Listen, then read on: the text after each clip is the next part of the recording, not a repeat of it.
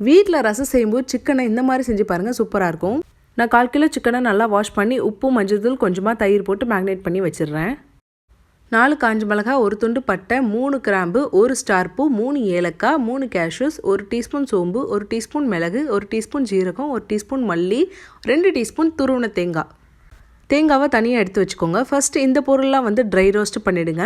ஒரு 2 மினிட்ஸ் வதக்கி விட்டால் போதும். அதுக்கப்புறம் தேங்காய் ஆட் பண்ணிக்கோங்க.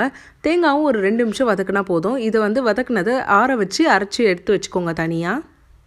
கடாயில் 2 டீஸ்பூன் கடலெண்ணெய், 1 இலை, ஒரு பெரிய வெங்காயத்தை சின்னதாக கட் பண்ணி ஆட் பண்ணிக்கோங்க. கோல்டு ஷேட் ஆகிற வரைக்கும் வதக்கிக்கோங்க. நீங்கள் வேணுன்னா சின்ன வெங்காயம் ஆட் பண்ணலாம். ஒரு 2 டீஸ்பூன் இஞ்சி பூண்டு பேஸ்ட்டு பச்சை வாசனை போகிற வரைக்கும் வதக்கிட்டு நம்ம கழுவி வச்சிருந்த சிக்கனை ஆட் பண்ணிக்கோங்க.